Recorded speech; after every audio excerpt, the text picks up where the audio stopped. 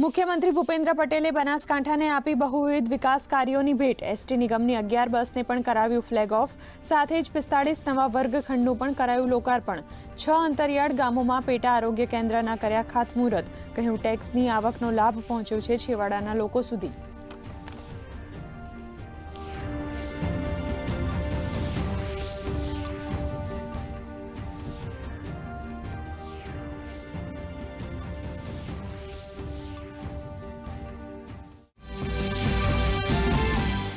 ગૃહ રાજ્યમંત્રી હર્ષ સંઘવીની હાજરીમાં કચ્છમાં 391.625 કિલો માદક પદાર્થોનો કરાયો નાશ।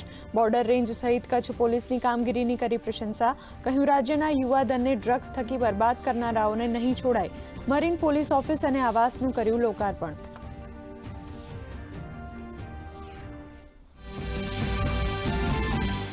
રાજ્યમાં આગામી તહેવારોમાં અંત્યોદય અને બીપીએલ પરિવારોને ખાંડ અને ખાદ્ય તેલનું રાહત દરે વિતરણ। 1 લીટર સિંગ તેલ 100 રૂપિયાના દરે અપાશે। ઓગસ્ટમાં રાજ્યમાં 75 લાખથી વધુ રેશન કાર્ડ ધારકોને સસ્તા દરે થશે અનાજ વિતરણ।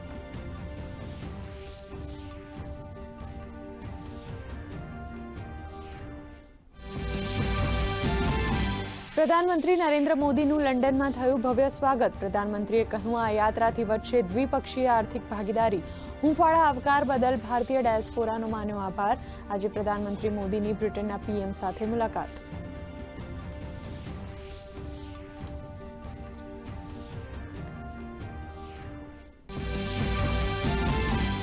ચોમાસુ સત્રના ચોથા દિવસે પણ વિપક્ષનો હોબાળો। લોકસભા 2 વાગ્યા સુધી સ્થગિત। સભાપતિએ કહ્યું દેશના નાગરિકોના કરોડો રૂપિયાનો વ્યય।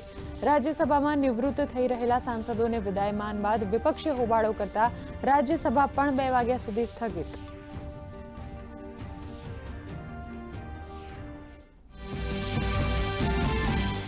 સુપ્રીમ કોર્ટે બોમ્બે હાઈકોર્ટના નિર્ણય પર લગાવી રોક। સુપ્રીમ કોર્ટે 12 આરોપીઓને પાઠવી નોટિસ। આજીવન કારાવાસ અને ફાંસીની સજા પામેલા 12 આરોપીઓની મુક્તિ અંગેના નિર્ણયને મહારાષ્ટ્ર સરકારે આપ્યો હતો પડકાર।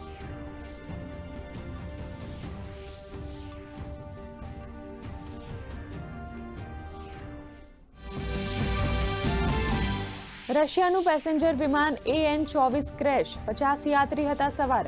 એર ટ્રાફિક કંટ્રોલ સાથે સંપર્ક તૂટ્યા બાદ વિમાન થયું ગાયબ।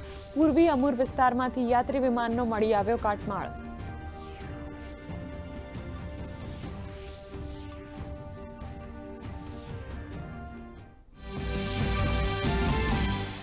સેન્સેક્સ 500 પોઈન્ટ ગગડ્યો। આઈટી ઇન્ડેક્સ 1% ઘટ્યો।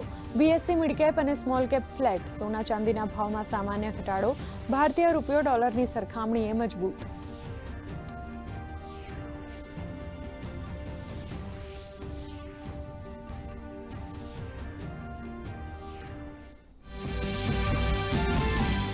છેલ્લા 24 કલાકમાં રાજ્યમાં 91 તાલુકામાં વરસાદ। સૌથી વધુ વલસાડના ધરમપુરમાં 2.13 ઇંચ, પારડી સહિત 6 તાલુકામાં 1.25 ઇંચ જેટલો વરસાદ। આજે દક્ષિણ ગુજરાત અને સૌરાષ્ટ્રમાં ભારે વરસાદની આગાહી।